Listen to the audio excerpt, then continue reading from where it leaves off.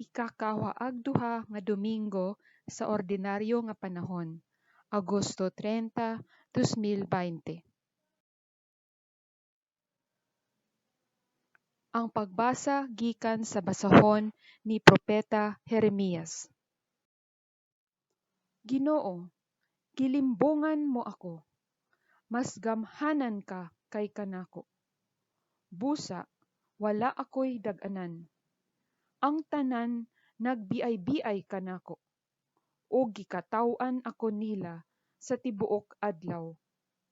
Inigsulti ko, musinggit ako sa pag-ingon. Kamatay, kalaglagan. Ginoo, gibiay-biay o giyam-iran ako nila. Kanunay kay gisangyaw ko man ang imong gisulti. Apan, kun muingon gani ako, nga kalimtan ko ang Ginoo, og dili na ako magsangyaw sa imong ngalan, bation ko nga daw kalayo nga nagdilaab ang imong gisulti sulod sa akong kasing-kasing ug kabukugan. Naluya akog pinugong niini, ug dili ko na gayud kini kapugngan. Ang pulong sa Ginoo.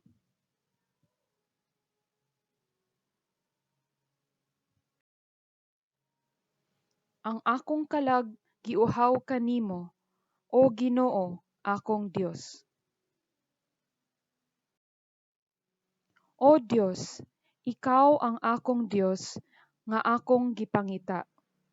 Kanimo nangandoy ang akong unod ug giuhaw ang akong kalag sama sa yuta nga uhaw. Walay kinabuhi ug walay tubig.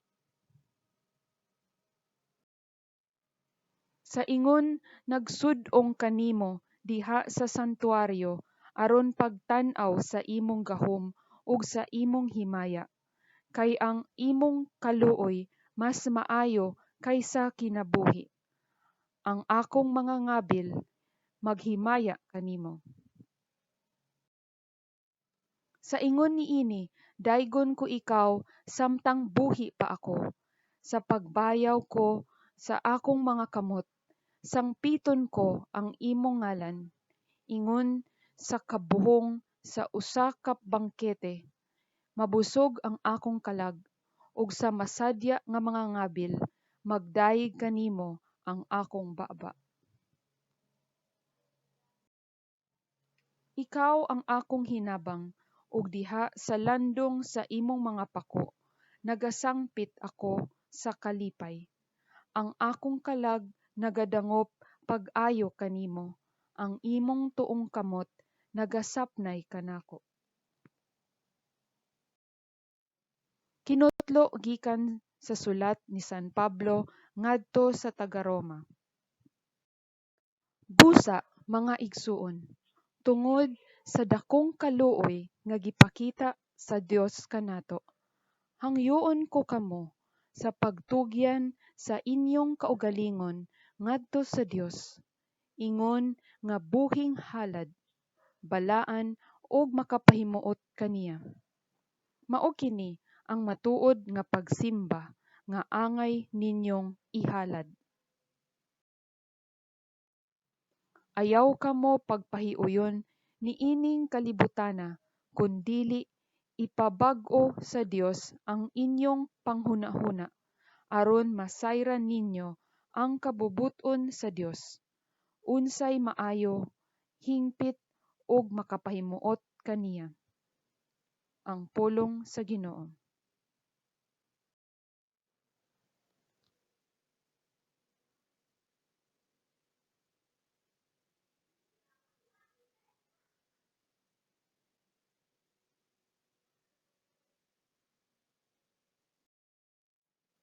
Kinutlo gikan sa Ebanghelyo sumala ni San Mateo.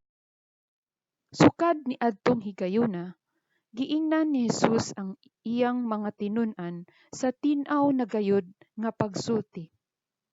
Kinahanglan nga moadto ako sa Jerusalem ug paantuson ako pag-ayo sa mga punuan sa mga Hudiyo ug sa mga pangulong pari, ingon man sa mga magtutudlo sa balaod.